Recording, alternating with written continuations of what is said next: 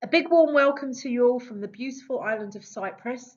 If I can introduce myself to you, I'm Tracy Holgate and I am the Business Development Manager for Cyprus by Century Travel. So I'm your main point of contact.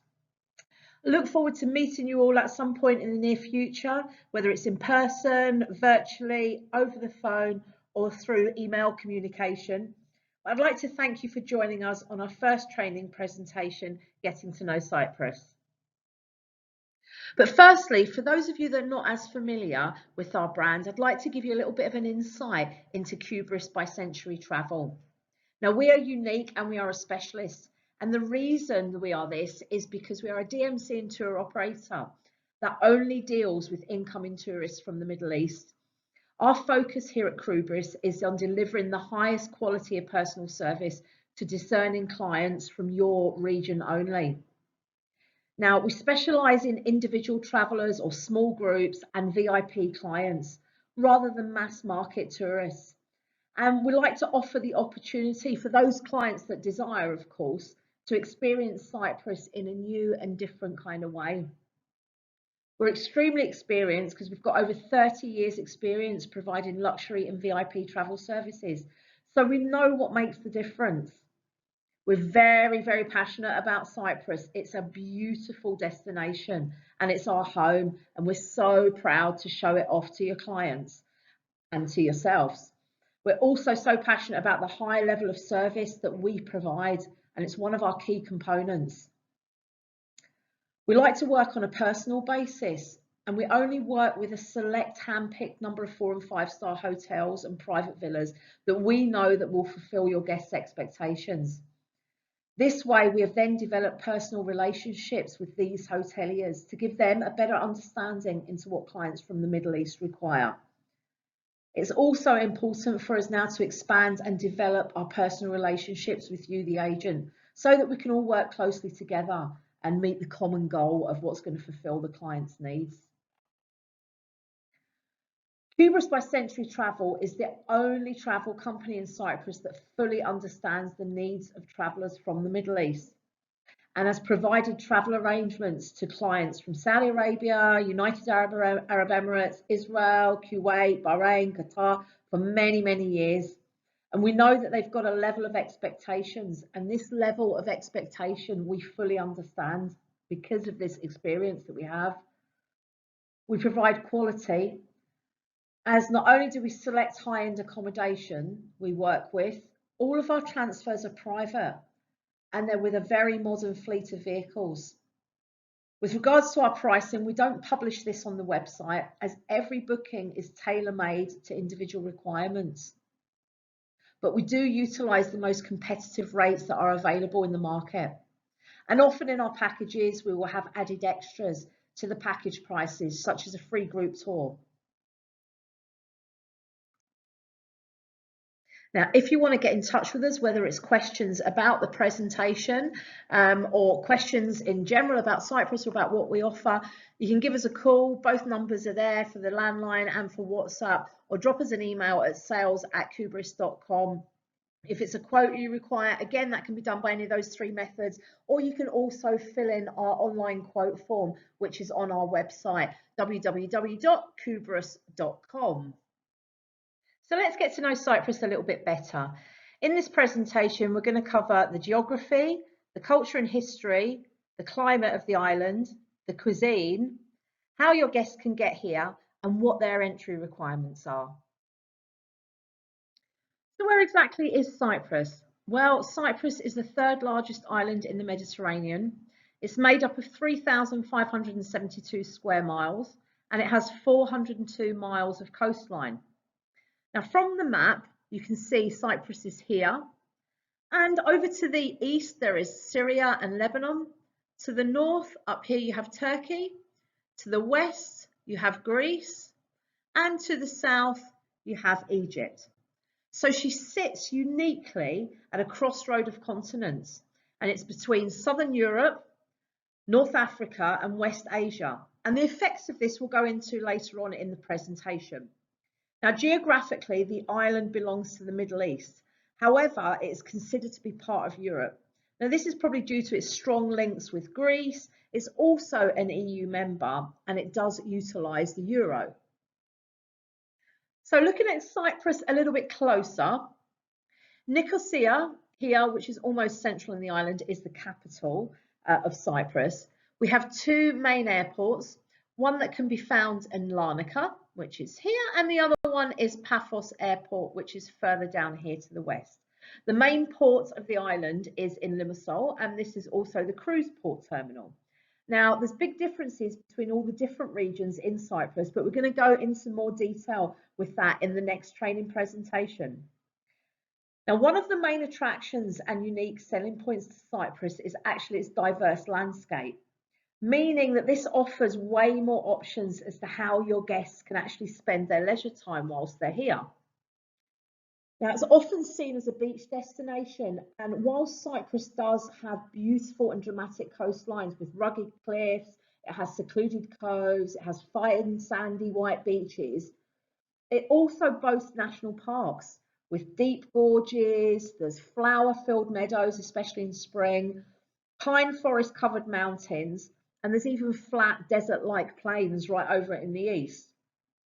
Now, 17% of our island is actually woodland, and the land here is extremely fertile, which leads to a wealth of local produce, such as the rich vineyards in the mountain regions, Cyprus potatoes, which Cyprus is famous for worldwide. These come from the red soil villages over in the east.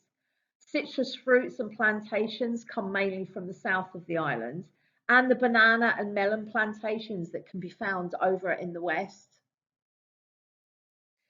Cyprus is rich in history, and this is evidenced as far back as 12,000 years with the discovery of Neolithic dwellings on the island.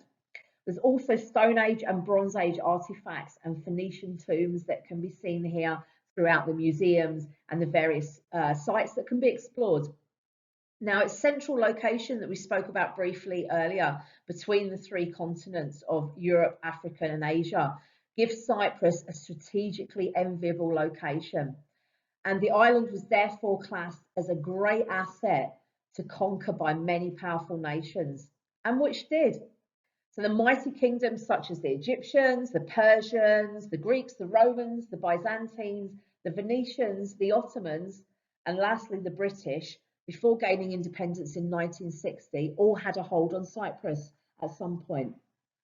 So therefore, almost the whole history of the Mediterranean can actually be viewed on this one island.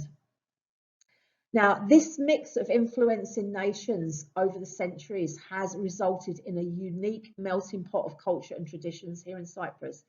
Now, this can be seen in the cuisine, in the traditional dress, in the music, in the dancing, and the language. Now, in 1974, Turkey invaded the island, and it remains divided to this day, and it's the last divided country in Europe. The island is partitioned by the Green Line, and this is patrolled by UN troops, which runs right through the capital of Nicosia.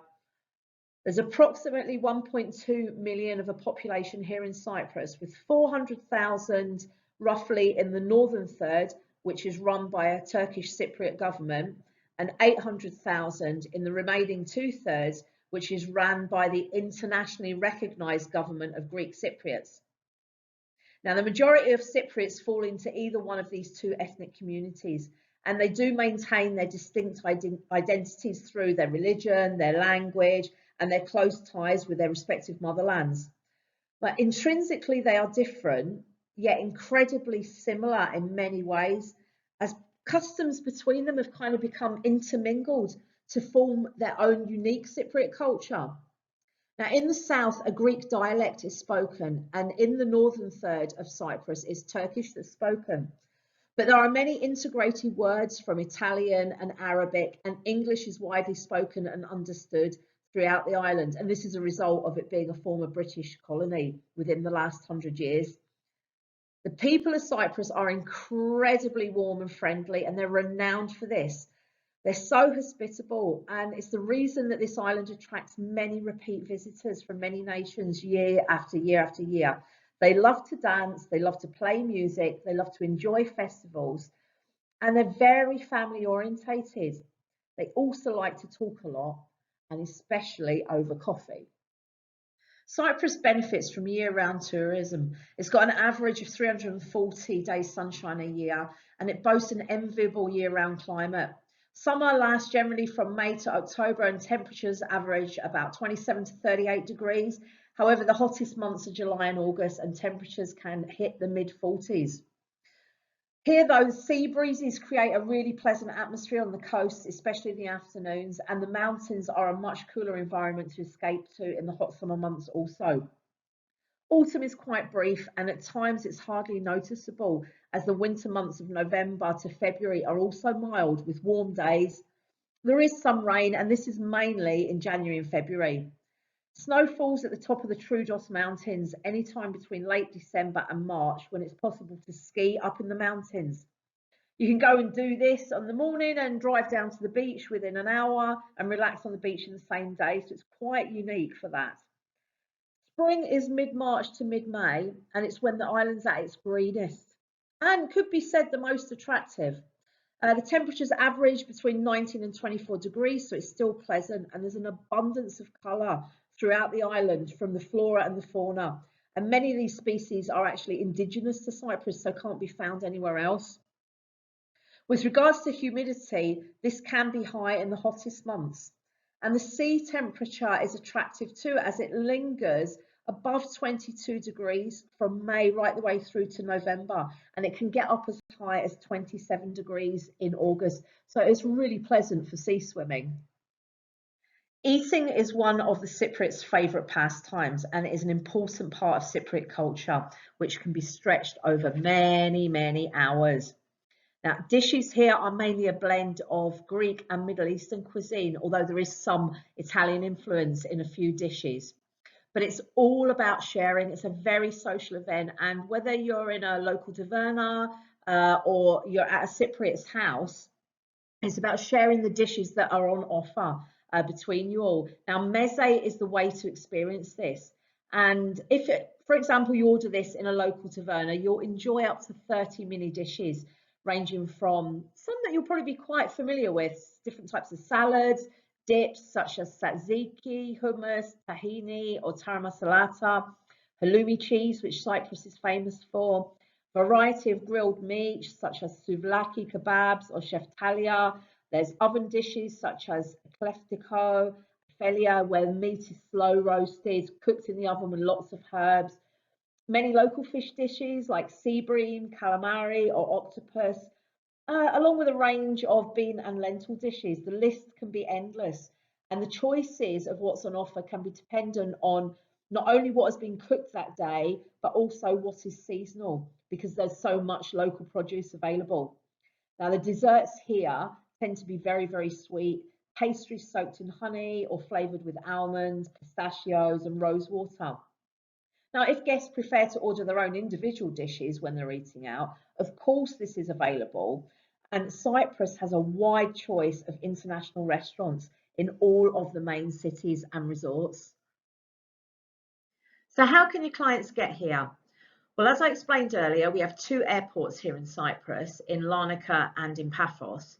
And we have direct flights from Dubai, Abu Dhabi and Doha into Larnaca in under 4 hours, and from Bahrain into Larnaca in just over 3 hours, and into both Larnaca and Paphos from Jordan in just over an hour.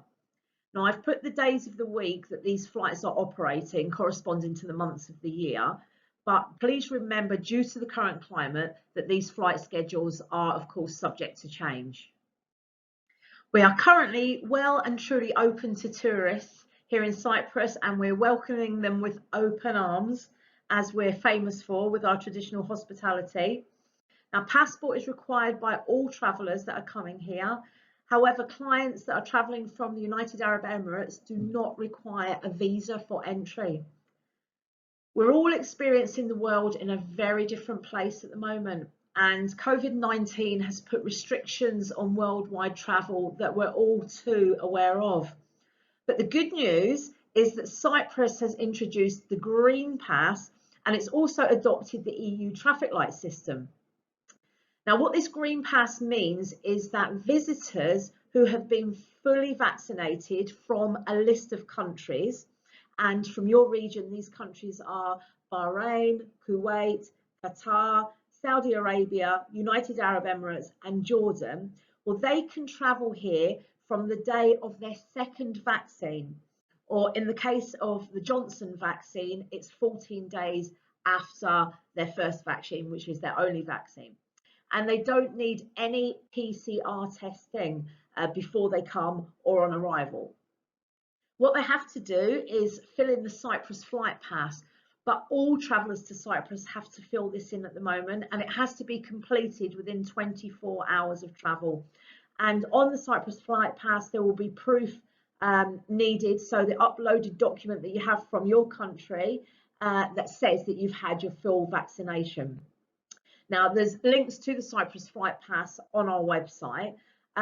Do remember, however, though, they are still doing random testing at the airport. So any flight or any person can be picked to be randomly tested, and there will be no charge for this if this does happen to one of your clients on arrival.